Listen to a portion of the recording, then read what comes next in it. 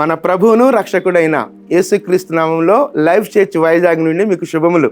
అనుదినము ఈ hope for today వాక్య ధ్యానాలను క్రమం తప్పకుండా మీరు అనుసరిస్తూ ఆధ్యాత్మిక అభివృద్ధి పొందుతున్నారని నమ్మి దేవుని ఎంతగానో కృతజ్ఞతలు చెల్లిస్తూ ఉన్నాను.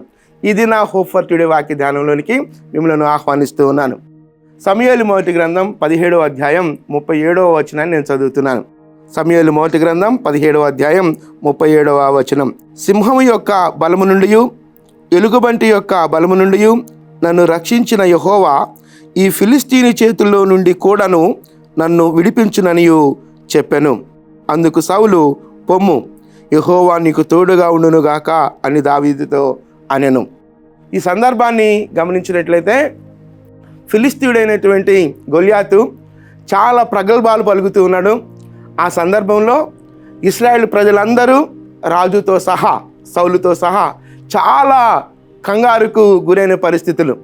అలాంటి పరిస్థితిలో దావీదు ఆ ఫిలిస్తీని ఎదుర్కొనడానికి వెళ్ళేటువంటి ప్రయత్నంలో జరిగినటువంటి ఈ సంఘటన.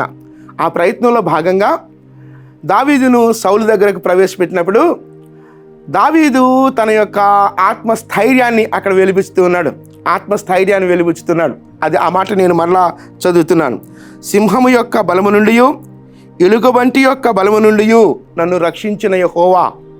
సింహము యొక్క బలము నుండి, ఎలుగుబంటి యొక్క బలము నుండి నన్ను రక్షించిన యెహోవా ఈ ఫిలిస్తీని చేతిలో నుండి కూడా నన్ను రక్షించును అనేటువంటి ఒక ఆత్మ స్థైర్యాన్ని అక్కడ వెలుబుచ్చుతున్నాడు.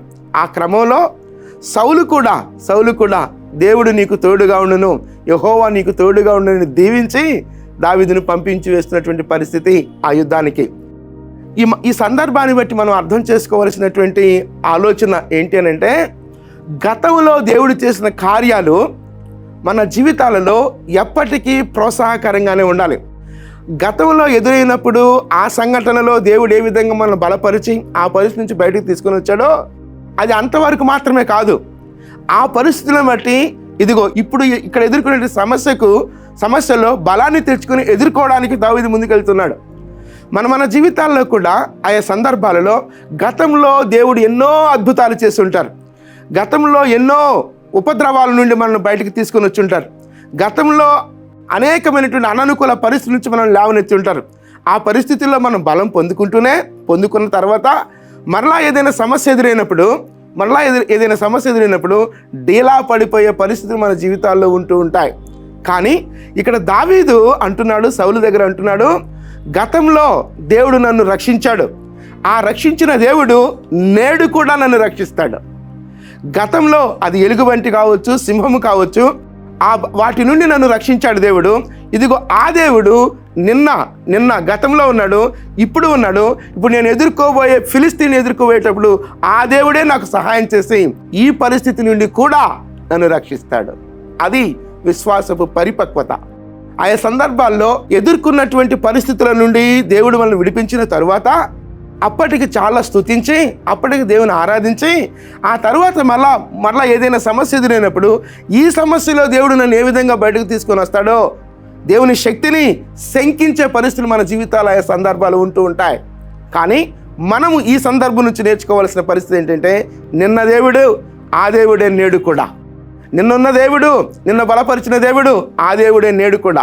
నిన్న ఏ సమస్య నుంచి అయితే నిన్ను బయటకు తీసుకొని వచ్చాడో అంతకంటే పెద్ద సమస్య అయినప్పటికీ ఆ సమస్య కంటే అతీతుడైన దేవుడు నేడు కూడా నీకు సహాయం చేయడానికి సిద్ధముగా ఉండే దేవుడు.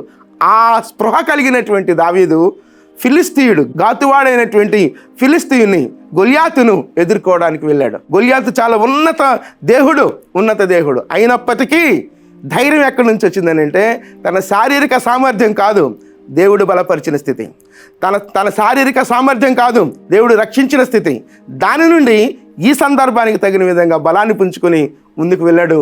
ఆ తర్వాత బైబిల్లో మనకు తెలిసిన ఆ అంశం ఏదంతా కూడా ఆ గొల్యాతును సంహరించిన స్థితి కనిపిస్తూ ఉంది. కాబట్టి ఒకసారి మనం ఆలోచిద్దాం, ఎదురయ్యే సమస్యలలో దేవుని శక్తిని మనం ఏ విధంగా ఆశ్రయిస్తూ ఉన్నాం.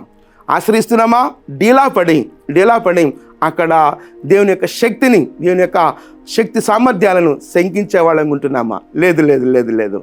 దేవుని మీద ఆధారపడాలి.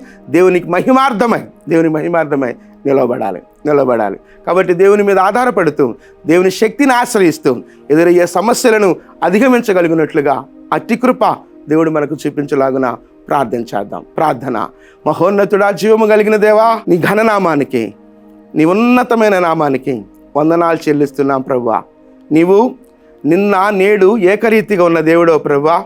దావీదు జీవితంలో గతంలో ఉన్న దేవుడవు, ప్రస్తుతం ఎదుర్కొన్నటువంటి సమస్యలో తోడుగా ఉండి నడిపించిన దేవుడవు. కనుక మా జీవితాలలో కూడా ప్రస్తుతం ఏ సమస్య గుండా, ఏ అననుకూలత గుండా మేము వెళ్తున్నప్పటికీ ఆయా పరిస్థితులలో నీ శక్తిని ఆశ్రయించి ఆ పరిస్థితులను అధిగమించగలిగే కృప మాకు అనుగ్రహించమని నీ కృపా హస్తాల్లోనికి మమ్మల్ని మేముగా సమర్పించుకుంటూ సమస్త ఘనత, మహిమ, ప్రభావాలు మీకు మాత్రమే ఆరోపిస్తూ యేసుక్రీస్తు అతి శ్రేష్టమైన నామంలో ప్రార్థించి స్తుతించి వేడుకొనుచున్నాం తండ్రి.